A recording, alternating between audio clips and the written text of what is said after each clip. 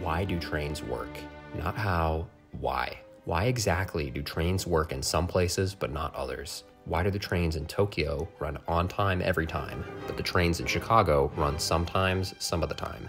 Let's find out. Today, we're looking at the economics of the Japanese railway system to figure out what keeps the trains running. We'll use 4 explanatory variables: industry, technology, legacy, and topography to get a better sense of why trains work and why Japan gets it right. Starting with industry.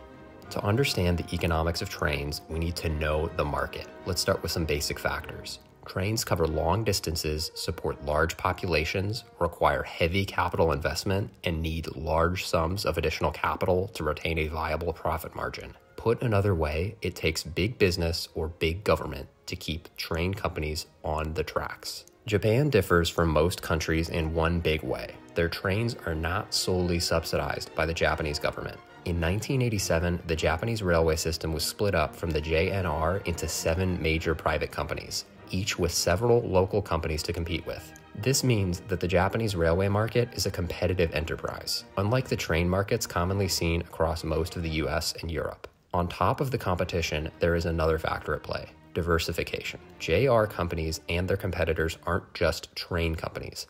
They're development companies. Each train station is an opportunity for corporate development, both for major department stores and restaurants, as well as retail agencies and industrial service companies. This means that each train company is able to effectively capitalize not just on their train operations, but on the stations themselves. But it isn't just the development that keeps the trains running. It's the Shinkansens that pay for the money-burning trains. Major rail lines strategically cover costs by diversifying their offerings, allowing passengers to use their services to get both across the country and around their home cities, using both long and short distance travel to complement each other. But we can't stop at the fiscal factors when looking at Japanese trains. We have to look next at the cutting-edge tech. The Shinkansen isn't a mode of transportation. It's a symbol of progress and national pride. How many public transit systems have names like Bullet Train?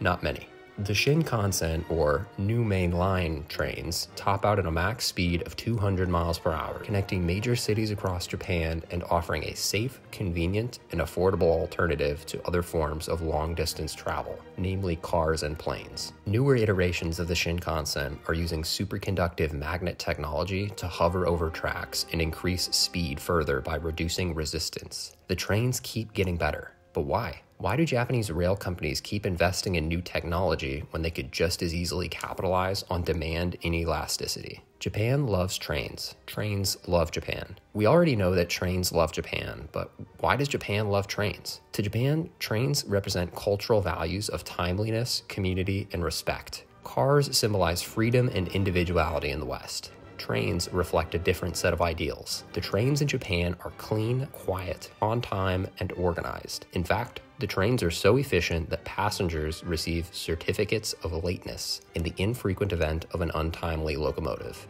But there's one more thing you need to know about Japan to understand why its trains work and why other trains fail: topography. Japan is a straight line, mostly. Its big cities connect for optimal local and long-distance rail travel. Good trains are a product of a lot of people sharing not a lot of room. Few people with lots of room makes for less good trains. We can talk about the layout of cities, the distance between the cities, the need to drive within some cities, and the ability to walk within others. We can talk about the subway layouts, but the bottom line is it comes down to lots of people living in tiny areas. But Japan is more than its big 3 cities. Japan does not have a perfect railway system. In fact, parts of Japan struggle to keep their trains running just as much, if not more so, than foreign train operators. Take Hokkaido, for instance, Japan's northernmost prefecture. Hokkaido trains are not doing so hot. They are so not so hot that many lines up north have been continually failing for years. JR Hokkaido is the only unprofitable carrier of the 6 JR companies.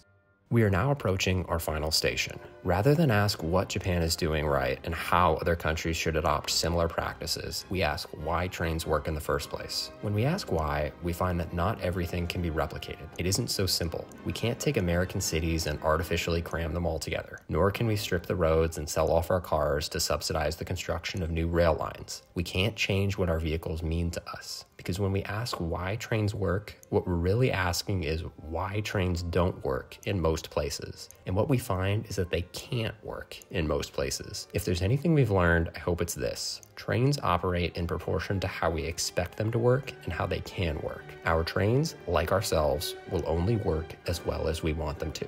Thank you for watching. Have a wonderful day.